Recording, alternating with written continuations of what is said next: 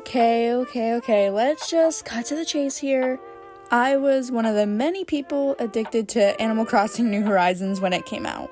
Now, I know I'm about 4 years late to this topic. However, the addiction never truly goes away, so that's what we are going to talk about today. I'm not gonna lie, I used to think Animal Crossing was stupid. I know, but I never grew up playing the game, so I didn't really understand what the game was about. I started to get interested in it more when ads were coming out and everyone on the internet was getting super hyped for its release. And then March 20th came around, our 2 weeks off from school started, if only we knew, and it couldn't have come out at a better time.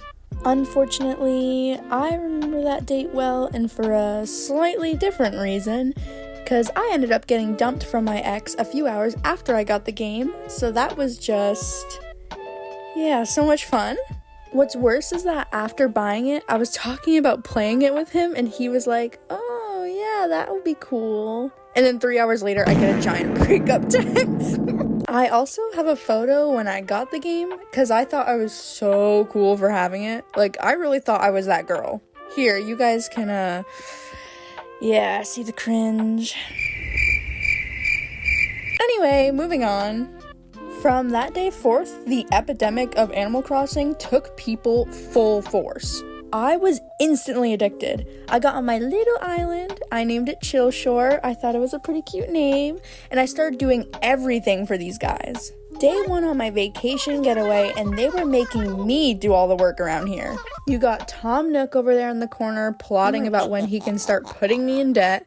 All the other little villagers just aimlessly roaming around while I'm running back and forth getting sticks and anything else I can find. One thing I'm really sad about is that I didn't realize you could restart your island, so I ended up with pears thinking that was the only option. My favorite fruit is actually oranges, and I'm so mad I didn't get oranges. If I played the other games, I would have definitely recognized how to do things more, but since I didn't, I got a completely clean slate, and honestly, I like that better. But my first outfits were rough. Like, what was Girly doing? Thank God for the Sable sisters later, but wait a minute, I forgot my character didn't have eyebrows when starting. Oh my god. Can we point out the amount of detail this game has, though? I mean, the graphics are so beautiful. Like, look at this little sunset and this giant fish. Immaculate. I was literally eating this up like candy. For anyone who is deep into New Horizons, do you remember when everyone was obsessed with Raymond? It was a problem. Every single person wanted him, and if you had him, not only were you just basically a god, but people would spend millions to get him.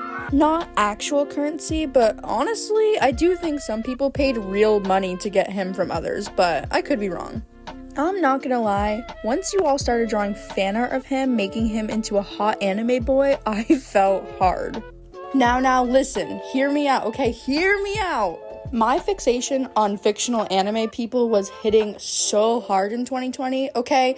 And I don't want to hear nothing about it, because I know some of y'all also had it too, and as a matter of fact, I know some of you guys are still stuck there, okay? So, shut up. But I needed this on my island so bad. I was so jealous watching everyone have him. Every time I had a free spot available, I went to so many islands hoping my dreamy would pop up. And he never did. However, as much as I was sad not to get him, I did manage to snag some very cute characters who I've come to love very much, like my girl Judy. Come on, there's no way you can look at her and think she's not so cute. She ended up at my campsite, I snatched her up on my island, and she's never left since. I won't let her go. I mean, look at us, we're literally girlfriends, don't even play. I also ended up snagging some other wanted villagers later in my game journey, like Zucker, Fauna, Dom, Coco. I wasn't even trying, but I've fallen in love with them, and they're also here to stay. I've been decorating the outside of their little homes, some better than others due to space. Sorry, Dom. I think it would still be fun if I ever got Raymond, or even Stitches later in the game, cause trust me, I have some villagers that I wouldn't mind kicking. I even still have a couple of my first ever villagers, Sprinkle and Midge. I'm so attached to them, I can't get rid of them now.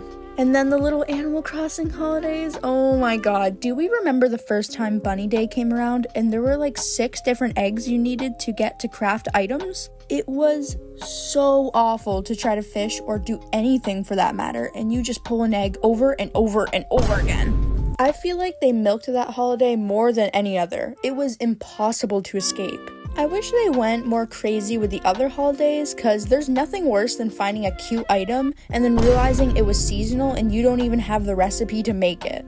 There are so many recipes I'm still probably missing, which makes the collector in me so sad. I love to complete all the collections and such. I'm still missing a couple bugs and fish left, which I can't stand. It's such a pet peeve. Speaking of pet peeve, them damn spiders and scorpions. There's a lot of things that can be a little annoying in this game, but for me, trying to catch these little critters was I kept getting stung all the time. I think it took me about a month or so, and with the help of videos, to catch them perfectly, but even sometimes I still get a little too close and then it's over for you. And then there goes the thousands of bells you could have had. Womp womp.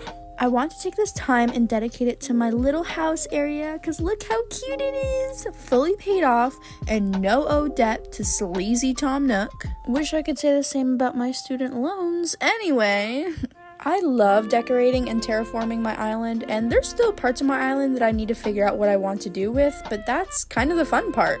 4 years later and I still have a bit to do. I used to go on Discord servers and trade recipes and items with people, specifically Nookazon, and I'm pretty sure it's still up and running.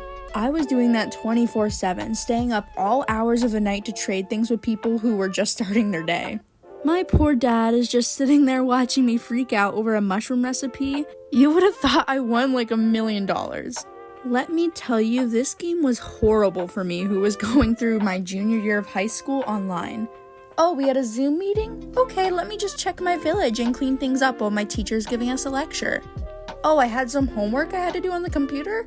I'm just gonna sit there grinding for bells as I do it. I have about 600 hours on that game alone, but I know some of you have got me beat with your hours. You know, something I'm a bit disappointed about is that they didn't do more with this game. For how insanely popular it was and for how much they were making since we were all stuck inside with nothing better to do, I really feel like they should have capitalized on that and given us more content to enjoy.